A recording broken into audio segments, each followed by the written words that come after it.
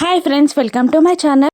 యామినిని మిగతా అమ్మాయిలందరినీ ఆ డ్రగ్స్ డీలర్కి సంబంధించిన రౌడీల నుండి జేడీకేడి కాపాడుతారు. ఆ తర్వాత ఆ జేడీకేడి యామినిని ఆ అమ్మాయిలని ఇలా అడుగుతుంటారు, చెప్పండి అమ్మా, మీకు వచ్చిన భయం ఏమీ లేదు, జరిగిందేంటో వివరంగా చెప్పండి అని జేడీకేడి వాళ్ళందరినీ అడుగుతూ ఉండగా ఇక అందులో యామిని ఇలా చెప్తూ ఉంటుంది, ఒకరోజు మాకు కడుపు నొప్పి వచ్చిందని హాస్పిటల్కి వెళ్ళాను అని అంటూ హాస్పిటల్లో జరిగిన సిచ్యువేషన్ మొత్తం యామిని జేడీకేడీలకి చెప్తూ ఉంటుంది. ఒకరోజు యామినికి కడుపు నొప్పి రావడంతో డాక్టర్ దగ్గరికి చెకప్కి వెళ్తే తను స్కానింగ్ రాస్తుంది. ఆ స్కానింగ్ పేపర్ని తీసుకెళ్ళి ఒక కంపౌండర్కి చూపించగానే ఇక అతను ఆ రూమ్లోకి వెళ్ళి డ్రెస్ చేంజ్ చేసుకోమని అంటూ ఉంటాడు. ఏంటి అని యామిని షాక్ అవుతుండగా, మీరు ఫస్ట్ టైం స్కానింగ్ తీయించుకుంటున్నట్టున్నారు, ఇదే ప్రాసెస్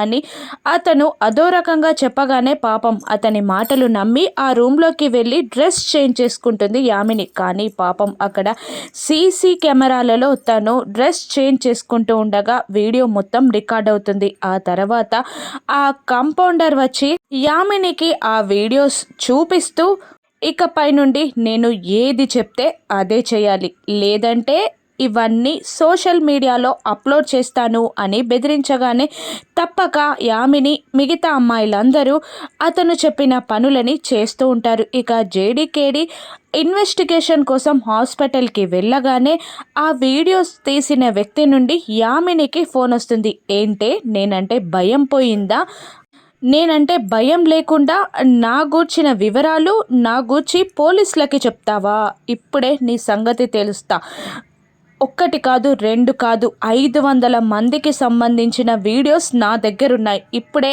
అవన్నీ నేను సోషల్ మీడియాలో అప్లోడ్ చేస్తా అని యామినిని ఫోన్లో బెదిరిస్తూ ఉండగా ఫోన్లోనే జేడీకేడి అవన్నీ వినేస్తారు. ఇక అతను ఫోన్ కాల్ కట్ చేయగానే యామిని మిగతా అమ్మాయిలందరూ ప్లీజ్ మేడం, మీరే నన్ను రక్షించాలి అని అరుస్తూ ఉంటారు. ఇక అతన్ని ఆ జేడీకేడి ఏ విధంగా పట్టుకుంటారు, ఆ వీడియోస్ బయటికి రాకుండా వాళ్ళు ఆపగలరా, రాను ఎపిసోడ్స్లో చూద్దాం. Thank you for watching.